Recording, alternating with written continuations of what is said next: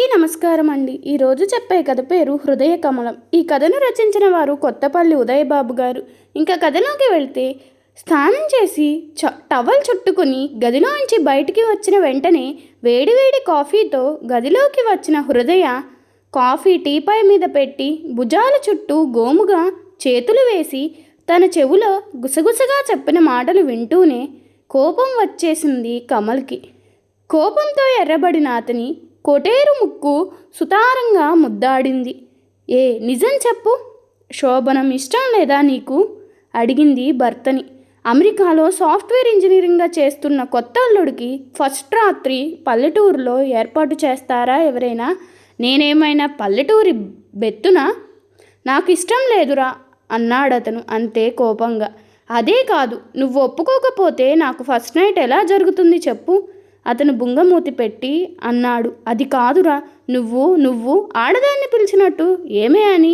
నేనేమో నిన్ను ఏరా అని పిలవడం, ఈ వింత ఆచారం నేనెక్కడా కనలేదు వినలేదు. నన్ను ఏం చేయమంటావే? మా ఊర్లో మా నాన్న బామ్మ అంటే మా ముత్తబామ్మ మాట ప్రకారం జరగాల్సిందే. మా కుటుంబంలోనే కాదు, మా ఊరి పెద్దలందరికీ మా ముత్తబామ్మ మాటే వేదవాక్కు. తాను ప్రతి సంవత్సరం పిల్లల్ని కనాల్సిందే అని పట్టిందంట. 5 కాన్పులు అయ్యేసరికి మా బామ్మ కళ్ళు తేలేసి పైకెళ్ళిపోయింది.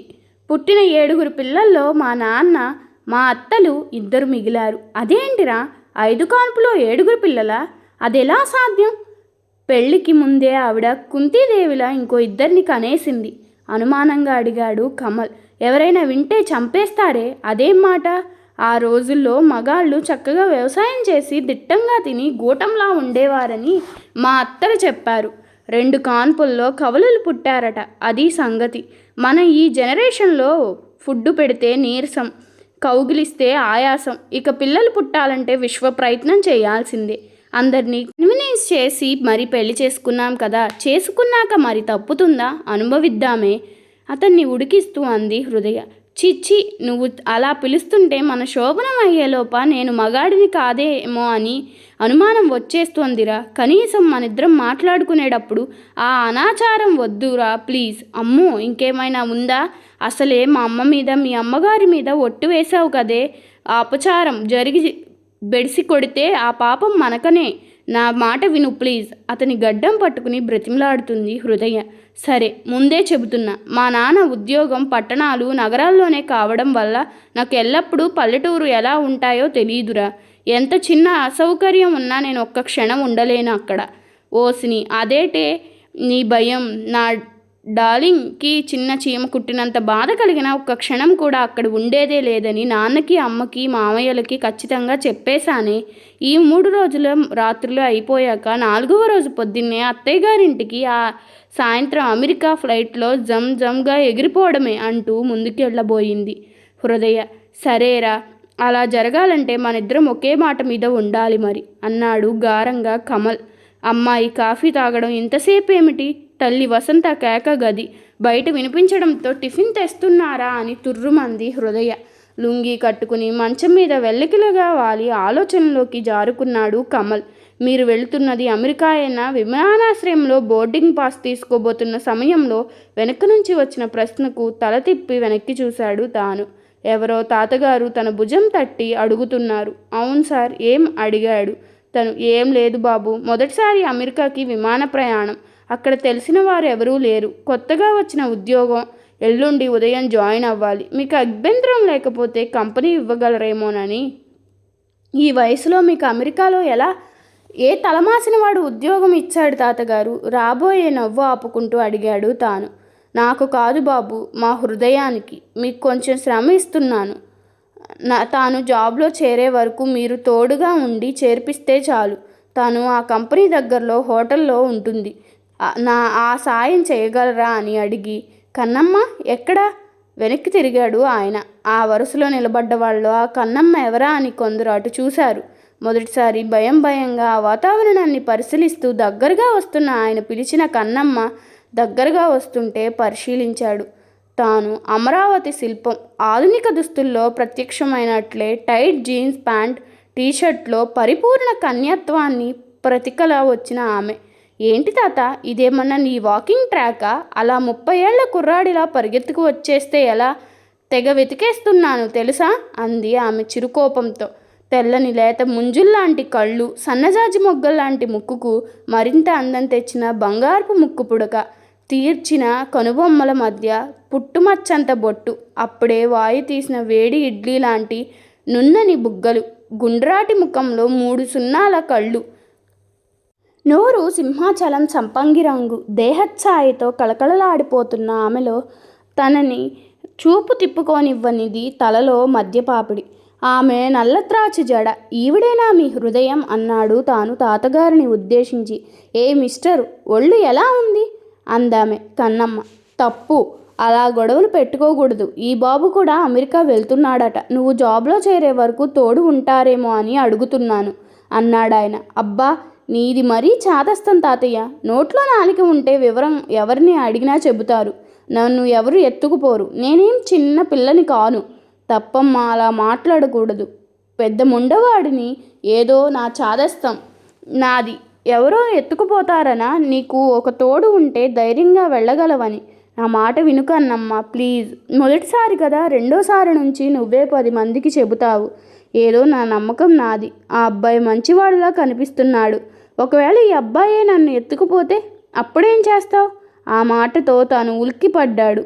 ఇదిగో కన్నమ్మ, ఎలా కనిపిస్తున్నాను మీ కంటికి? నా మనసు మా అమలాపురం కొబ్బరి నీళ్ళంత స్వచ్ఛం. ఇదిగో తాతగారు, అనవసరంగా నా సమయం వృధా చేశారు. వస్తా అని ముందుకు అడుగు వేయబోయాడు. బాబోయ్, అది చిన్నపిల్ల. మా అమ్మాయిని నీ చేతుల్లో పెడుతున్నా. కాదనుకు బాబు, నీ తాతే నిన్ను బ్రతిమలాడుతున్నాడనుకో అంటూ ఆ కన్నమ్మ చేతిని తన చేతిలో కలిపి బలవంతంగా తన 2 చేతుల మధ్య గట్టిగా పట్టుకున్నాడు ముసలాయన. ఎక్కడో మనసు పొరల్లో షాక్ తగిలినట్టు తను ఆమె అలాగే ఉండిపోయారు. 2 నిమిషాలు ఆ ఊహించని క్షణాన్ని ఆమె మెల్లగా తన చేతిని సున్నితంగా వెనక్కు తీసుకుని ముడుచుకుపోయిన మనసుతో చూపులు దించుకుంది. తాతగారు, నేను మీ మనవరాలికి ఈ క్షణం నుంచి రక్షకుడిగా ఉండి తనని ఉద్యోగంలో చేర్పించి తన దగ్గరే ఉండి మీకు ఫోన్ చేయిస్తాను. ఆ తరువాతే నా పని చూసుకుంటాను అని మీకు మాటిస్తున్నాను అన్నాడు తాను. ఈసారి వచ్చినప్పుడు మా రామరాజులంక తప్పకుండా రావాలి. మరి మిగతా వివరాలు ఫోన్లో మాట్లాడుకుందాంలే. కన్నమ్మ, మరి నేను వెళ్ళి వస్తాను అంటూ దూరంగా తన కోసం నిలబడిన డ్రైవర్ దగ్గరకు వెళ్ళి వీడుకోలు అన్నట్టు చేతులూపి బయటికి వెళ్ళిపోయారిద్దరు. ఆయనకు కీళ్ల నొప్పులు, ఎక్కువసేపు నిలబడలేరు. ఐఆమ్ సారీ, ఇందాకేదోలో మాట్లాడేశాను, ఏమనుకోకండి. నా పేరు హృదయ. నా పేరు కమల్. ముందు పాస్ తీసుకుని లగేజీ అప్పగించేశామనుకోండి, వెయిటింగ్ హాల్లో బోలెడంతసేపు మాట్లాడుకోవచ్చు. మీ టికెట్ కూడా ఇవ్వండి అన్నాడు. ఎంట్రన్స్లో తన టికెట్ చూపిస్తూ ఆమె ఇచ్చింది. Cute pair. Happy journey sir అన్నాడతను లోపలికి పంపిస్తూ. చటుక్కున తన టికెట్ తీసుకుని చూసింది హృదయ. అవును, 2 సీట్లు పక్క పక్కనే అంది ఆశ్చర్యపోతూ. చూసారా, మీకు తెలియకుండానే దేవుడు నన్ను మీకు బాడీగార్డ్ని చేసేశాడు. ఇదెలా సంభవం అన్న ట్రాన్స్లో ఉన్నట్లు తన వెనుకే అనుసరించింది హృదయ. అలా భగవంతుడు తామిద్దరిని అక్కడ కలిపింది. నిజ జీవితంలో భార్యాభర్తలుగా చేసుకునే అందుకేనేమో తాతగారు తమ ఇద్దరి చేతులు కలిపిన ఆ క్షణపు మహిమే గాని తాను ప్రపోజ్ చేద్దామనుకున్న క్షణంలో ముందుగా హృదయ తనే 143 చెప్పేసింది. తమ ప్రేమకు పెద్దల అనుభూతి లభించి పెళ్లి కుదిరి హాయిగా జరిగిపోయింది. అయితే పెళ్లి తంతు మొదలైనప్పటి నుంచే నరకంగా ఉంది తనకి. ఏదైనా అంటే, ఇది మా సాంప్రదాయం బాబు, ప్లీజ్ సహకరించు అని వాళ్ళు తన వాళ్ళు ఒకటే గోల. ప్రేమించాక ఒప్పుకోక తప్పుతుందా? విడిదిలో దిగాక కాబోయే అత్తగారు ఆడబడుచు వచ్చి ఏవో సామాన్లు అన్నీ తన తల్లికి బొట్టు పెట్టి ఇచ్చి, తాను స్నానం చేసి వచ్చాక తన తల్లి మీద అత్తగారి మీద పంతులుగారు చెప్పినట్టు తన చేత చెప్పించి ప్రయాణం చేయించారు. పెళ్ళికొడుకు పెళ్ళికూతురు పెళ్ళికొడుకులాగా అలంకరించిన తరువాత ఆ ఊళ్ళో అమ్మవారికి గుడికి జంటగా నడుచుకుంటూ వెళ్ళి పూజ చేయించుకుని రావాలట. అది వాళ్ళ సాంప్రదాయమట. అయితే అబ్బాయి మీ సంతి అక్కర్లేదు, విగ్గు జడ పెట్టుకోనక్కర్లేదట. అది విన్న కమల్ ముందే గునిశాడు. తను తప్పలేదు, తన తల్లి అక్కయ్య తనని ఆడపిల్లలా తయారు చేసి అద్దం ముందు నిలబెడితే జబర్దస్త్లో లేడీ గెటప్ వేసిన ఆర్టిస్టులా తాను మగవాడి గెటప్ వేసినట్లు హృదయ గుడికి వెళ్ళి ఇంటికి వచ్చేంత వరకు తాను పడుతున్న ఇబ్బంది చూసి హృదయ నవ్విన నవ్వుకి తాను శోభనం గదిలో ప్రతీకారం తీర్చుకోవాలి తన మీద అనుకున్నాడు. తాను శోభనం అయ్యేంత వరకు పెళ్ళికొడుకుని పెళ్ళికూతురు ఏమే అని, తాను పెళ్ళికూతుర్ని ఏమండి అని కానీ, లేదా ముద్దుగా ఏరా అని కానీ పిలవాలట.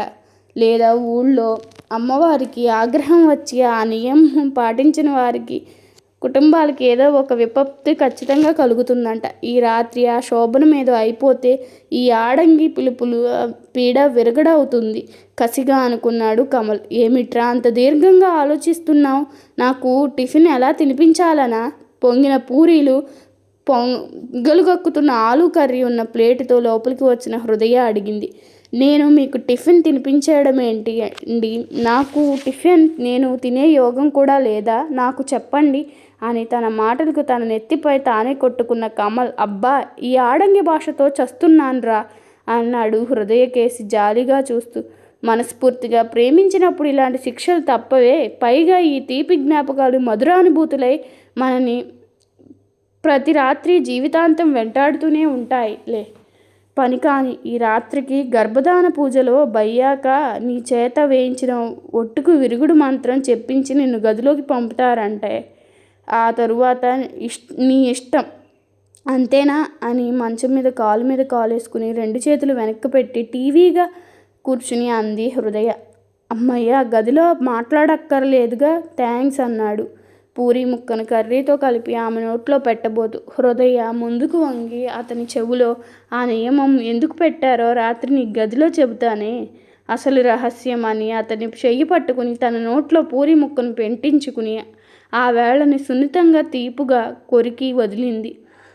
అమ్మో, నువ్వు కనిపించినంత చిలిపిరా అన్నాడు కమల్ నీలిగి. వైశాఖ పున్నమి చంద్రుడు తన కాంతితో కోరికతో కలుగుతున్న జంటలందరి మనస్సులో అలజడి రేపుతున్నాడు. అటువంటి సుముహూర్తాలు తమకెంతో ఇష్టమన్నట్టు విస్తూ ఉన్న గాలిని రెచ్చిపోమంటున్నట్లు విశాలమైన కొమ్మలతో ఉన్న పెద్ద పెద్ద వృక్షాలు తమ శక్తి కొద్దీ మెల్లగా ఊగుతూ ప్రోత్సహిస్తున్నాయి. ఎంత చెట్టుకి అంత గాలి అన్నట్టు విరబూసిన పూలన్న మొక్కలు, పందిళ్లకు పాకిన తీగలు తమ సువాసనను మెళవించి వీస్తున్న గాలి అందిస్తున్నాయి. ముందు పల్లెటూరులో శోభనమేమిటనుకున్న కమల్ పైకప్పు వట్టివేళ్ల చాపలతో కనిపించిన ఆ గదిలోకి అడుగు పెడుతూనే రాఘవేంద్రరావు గారి పాట సెట్టింగుల్లోకి అడుగుపెట్టిన అనుభూతి చెందాడు. అతను ఆ గది పరిశీలిస్తున్న వింభ్రంలో ఉండగానే లోపలికి వసంతం తీసుకువచ్చిన వనకన్య లోపలికి అడుగుపెట్టింది హృదయ. కమల్ అమాంతంగా దగ్గరికి వచ్చి ఆమె 2 చేతులు వెనక్కి వంచుతూ ఆమెను తనలోకి లాక్కుని 4 పెదవులు 2 మనసులు ఒక్కసారిగా ఒకటయ్యేటట్టుగా చేసే ప్రక్రియలో పడ్డాడు. ఆమెను అదే అనుభూతితో తమ స్వర్గధామానికి ఊతమిచ్చే ఆధారం పైకి చేర్చి సంధించడానికి సిద్ధంగా ఉన్న విల్లులా ఆమె పైకి వంగి ఆమె చెవుల్లో గుసగుసగా అడిగాడు. ఇప్పుడు చెప్పు, ఏమిటా రహస్యం? ఆమె ముగ్ధమోహనంగా నవ్వి అంది. ఈ మధ్య అమెరికా చదువులు ఉద్యోగాల పేర్లతో వెళ్ళి వచ్చేవా మగాళ్ళు చాలామంది ట్రాన్స్జెండర్లుగా మారుతున్నారుగా. పైకి మాత్రం మగాడిలా పెళ్లి చేసుకుని అమ్మాయిల జీవితాలను నాశనం చేస్తున్నారట. పెళ్లి కొడుకు నిజంగా ట్రాన్స్జెండరే అయితే చీర కట్టుకున్నాక ఆ లక్షణాలతో ఉంటాడట. ఆ లక్షణం ఒక్కటికి కనిపించిన శోభను ఆపించేసి అమ్మవారి గుడిలో వాడి చేతే పెళ్లి కూతురి మెడలో తాళి ఇప్పించేస్తారు. ఈ ఊరిలో కొందరి అలాంటి అనుభవాలు అయ్యాయట. అందుకని ఊళ్ళో ఏ ఆడపిల్లకైనా అమెరికా సంబంధం వస్తే ఇలా పరీక్ష పెట్టాలని తీర్మానించుకున్నారట. నిజమైన మగవాడు శోభనం రాత్రి 1 నిమిషమైనా ఆగుతాడా? నీలాగా అంది ఆమె అతన్ని మీదకి లాక్కుని. అంటే మనం అరగెట్రం ప్రారంభించవచ్చు అన్నమాట. నీదే ఆలస్యంగా నా వెర్రి మొగడ. అప్పటికే వేగం పెంచిన అతని చేతులతో ఇంకా ఏదో అనబోయిన ఆమె హృదయ కమలంలోకి జారిపోయాయి ఆమె మాటలు. ఈ కథ మీకు నచ్చినట్లయితే నా ఛానల్ని సబ్స్క్రైబ్ చేసుకోండి. అలాగే మీ అభిప్రాయాన్ని కామెంట్ రూపంలో తెలపండి. ధన్యవాదములు.